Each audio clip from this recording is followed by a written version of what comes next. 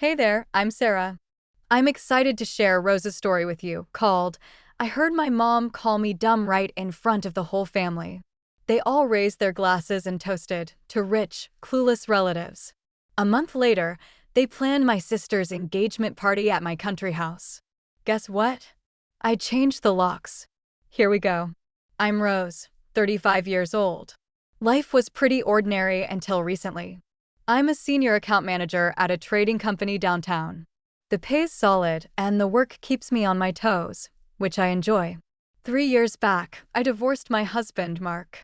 It wasn't messy, just two people drifting apart. No kids, thankfully, because that would have been a nightmare to navigate. We did have to split our country house, an hour from the city. It's simple, with 3 bedrooms and 2 acres of land. Mark didn't care for it, said he was a city guy. So, it's all mine now, thanks to the divorce settlement. I figured I'd sell the house right off the bat. Why would I need a huge place out in the sticks? My plan was to cash in and grab a sleek city apartment, something modern and near my job. It felt like the obvious move. Then my family chimed in. My parents, Janet and Robert, are in their early 60s and still full of energy. Dad spent his life in construction, while Mom taught school before retiring. They've got a knack for meddling, especially when it's about me or my sister. That's Emma, my sister, 5 years younger than me. She works at a downtown boutique and has been with her boyfriend, Trevor, for 2 years. He's a decent guy, does something in IT.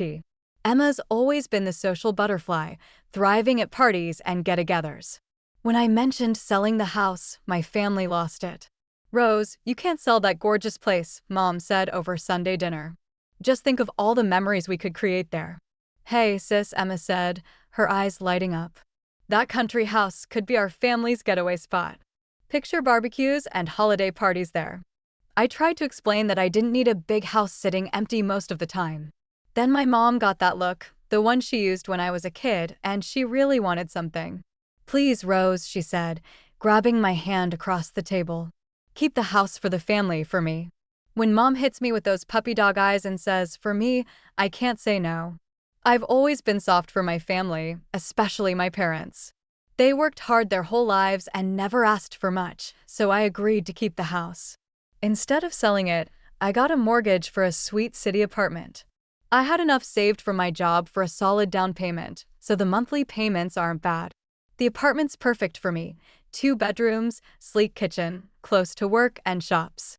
The first thing I did after keeping the house was install a security system. I'm a single woman, and the house is pretty isolated, so I wanted to feel safe when I was there alone. I had cameras put up around the property and got one of those alarm systems that connects to a monitoring service. Cost me about $3,000, but it was worth it for the peace of mind. I also gave my mom a spare set of keys. She was so happy about that. Over the next 3 years, the house became the unofficial family gathering spot. My parents would drive out there for weekend getaways.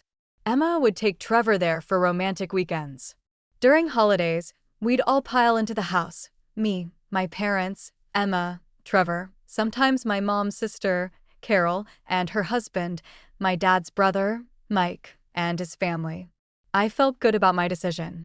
Sure, I was paying a mortgage on my apartment when I could have owned it outright, but seeing my family happy made it worth it. Plus, my job was going well, and I could afford the payments without any problem. Emma started bringing Trevor around more and more, and it was pretty obvious they were getting serious. Trevor's parents, Linda and George, even came to a few of our gatherings. They seemed like nice people, maybe a little uptight compared to our family, but pleasant enough. Then one Tuesday evening, my mom called me at home. Rose, honey, I wanted to let you know we're planning a big family get-together this Friday at your country house, she said. It's going to be me and your dad, Emma and Trevor, his parents, Linda and George, plus Carol and Mike's family. Will you be able to join us? I sighed. I wish I could, Mom, but I have this really important management meeting on Friday. I'll be stuck at the office probably until late. Well, don't worry about it, dear, Mom said in her usual understanding voice. Your work is important. We'll have fun without you. Thanks for understanding, Mom. She hung up, and I went back to watching TV, not thinking much about it. But Friday morning, everything changed. I was getting ready for the big meeting when my boss called. "Rose, I've got some bad news," he said. Both the director and his deputy came down with the flu overnight. "We're going to have to postpone the management meeting until next week." "Oh, okay," I said, actually feeling a little relieved. Those meetings were always stressful. "Take the afternoon off if you want," he continued. "There's not much else going on today." After I hung up, I sat there for a minute, thinking. My family was all at my country house having a good time, and I suddenly had a free Friday afternoon. Why not surprise them? I smiled to myself.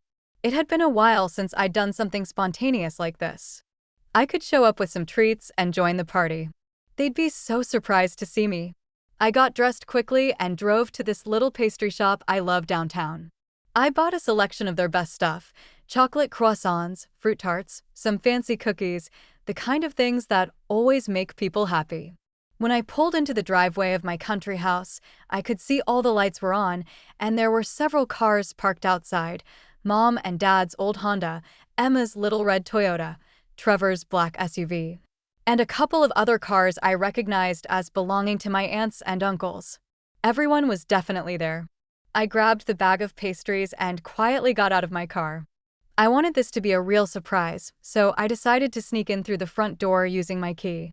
I could hear voices and laughter coming from inside, which made me smile. Everyone sounded like they were having such a good time. I slipped my key into the lock as quietly as possible and turned it slowly. The door opened without a sound. I stepped inside, holding my breath and trying not to make any noise. The voices were coming from the living room, and I could tell there were quite a few people in there. I was just about to walk into the room and yell, "Surprise!" when I heard my mom say something that made me freeze in place. "I'm telling you, Rose is just so incredibly stupid," my mom was saying, and everyone laughed. I felt like someone had punched me in the stomach. Did my mom just call me stupid? "She does whatever we tell her to do," Mom continued, like a little puppet. "It's almost too easy." More laughter. I pressed myself against the wall, my heart pounding. "Remember when we convinced her not to sell this house?" Dad chimed in. "She was all ready to sell it and buy herself a nice apartment outright. But we gave her some sob story about family memories, and boom, she keeps the house and takes out a mortgage instead. And now we get to use this beautiful place whenever we want while she's stuck paying for some apartment," my mom said. "The girl has no backbone whatsoever." I couldn't breathe. This couldn't be happening. Emma's voice cut through the laughter. "Oh, and you guys should hear this. I regularly ask Rose to help me pay my rent. Just call her up crying about how tight money is, and she always says yes, every single time." "How much does she give you?" someone asked. "Usually about $800, Emma replied. "Sometimes more if I really lay it on thick about how broke I am." The room erupted in laughter again. Then I heard my Aunt Carol's voice. "That reminds me of when I called Rose about 6 months ago. I told her I needed money for emergency dental work. Said it was going to cost me $2,000 and I didn't have it." "And she just gave it to you?" someone asked. "Without even asking for proof or anything," Carol laughed. "Didn't even want to see a dentist bill or anything. Just transferred the money to my account the next day." "So, what did you actually spend it on?" This was my mom asking. "New living room furniture," Carol said proudly. "Got this gorgeous sectional sofa and a coffee table set. Rose basically redecorated my living room for me." Everyone thought this was hilarious. Then my Uncle Mike started talking. "I've got one too. Last year, when Rose thought I was having car trouble, she offered to lend me $1,500 for repairs. I took the money and spent it on a fishing boat instead." I felt sick to my stomach. All these years, all these times I'd helped my family when they said they needed money, and they were just lying to me, using me. Then I heard Trevor's father's voice. "You know, it's really something to have a family member like Rose," he said. "Someone who's got money and just hands it out whenever you ask. Like having your own personal bank that never asks questions." "That's exactly what she is," my mom agreed. "A walking ATM machine. The best part is she never even asks for the money back. Just gives it away like she's some kind of charity." "Well, we need to keep this gravy train going," Dad said. "Can't let her get too smart and start saying no to us." My mom's voice got excited. Actually, that's perfect timing because I've been thinking about our next big ask. Emma and Trevor are probably going to get engaged soon, right, Emma? We've been talking about it, Emma said. Trevor's been looking at rings. Perfect, Mom continued. When that happens, we'll convince Rose that she needs to pay for the wedding. I'm thinking we can get at least 10 or 15,000 out of her for that. Maybe more if we play it right. How are you going to convince her to do that? Someone asked. Easy, Mom replied. We'll tell her it's what families do for each other. That she's the successful one, so she should help her little sister have the perfect wedding. We'll make her feel guilty if she even thinks about saying no. I heard the sound of glasses clinking. Here's to stupid relatives with money, someone said, and everyone laughed and cheered. And here's to Rose, the gift that keeps on giving, my mom added. I stood there in the hallway, clutching that bag of pastries, feeling like my whole world had just collapsed. These people, my own family, thought I was an idiot. They'd been playing me for years, taking my money, using my house, and laughing at me behind my back. All those times I'd felt good about helping them out, all those times I'd felt needed and appreciated, it was all fake. They didn't see me as generous or kind. They saw me as stupid and gullible. I turned around as quietly as I could and walked back toward the front door. I had to get out of there before they realized I was in the house. My hands were shaking so badly I could barely turn the door handle. I made it back to my car without making a sound and put the pastries on the passenger seat. My hands were still trembling as I started the engine and backed out of the driveway. I drove away slowly, trying not to let my emotions overwhelm me until I was safely away from the house. When I finally made it back to my apartment, I just collapsed on my couch and cried for hours. I spent the whole weekend thinking about what I'd heard and what I was going to do about it. Part of me wanted to call them right away and confront them. But then I realized something. I needed to wait and see what they did next. They just made plans to get me to pay for Emma's wedding. Let's see how that plays out. I didn't have to wait long. 2 weeks later, my phone rang on a Tuesday evening. It was my mom, and she sounded absolutely thrilled about something. Rose. Oh, honey, I have the most wonderful news, she gushed. Emma and Trevor got engaged. Can you believe it? Trevor proposed last night with this beautiful ring. Emma is over the moon. That's so sweet, I said, playing along. I bet she was completely surprised. She was. And Rose, we want to have an engagement party to celebrate. I was thinking we could have it at your country house in a couple of weeks. Would that be okay? Here it comes, I thought. Of course, Mom. You know, the house is always available for family events. There was a pause, and I could almost hear her gearing up for the big ask. Rose, honey, there's just one tiny little problem, she said, and her voice suddenly sounded worried. What's wrong, Mom? Well, we want to make this party really special for Emma and Trevor, you know, with nice catering and decorations and everything, but we're a little short on funds right now. I had to bite my tongue to keep from laughing. Oh no, that's too bad. I feel terrible asking, but we need about $5,000 to make this party really nice. For the catering, the decorations, a gorgeous engagement cake. I know it's a lot of money, but Emma only gets engaged once, you know. There it was. The exact same plan I'd heard them discussing 2 weeks ago. $5,000, I said, making my voice sound concerned. Wow, that is a lot. I know, but you make good money at your job, and Emma is your only sister. This is such an important moment for her. I could practically hear her holding her breath, waiting for me to agree. Mom, I wish I could help, but I don't have that kind of money available right now, I said. I just had some unexpected expenses come up. Some repairs on my apartment that I had to pay for. My emergency fund is pretty much tapped out. I could tell she was disappointed, but she was trying not to show it. Oh, well, what if Emma and Trevor and your dad and I paid for everything up front, and then you could pay us back later when you have the money? Perfect. They were so predictable. That sounds like it might work, I said. You guys go ahead and order whatever you want for the party, and I'll pay you back as soon as I can. Really? Oh, Rose, you're an angel. I'll call the caterers tomorrow and get everything set up. Sounds great, Mom. I can't wait for the party. This is going to be so wonderful. Emma will be thrilled. After she hung up, I sat there shaking my head. They were so sure they had me figured out, so confident that I'd just hand over $5,000 without question, just like I always had before. Well, they were about to learn something new about me. 2 weeks passed, and on Thursday, I called the locksmith and scheduled them to come to my country house on Friday evening.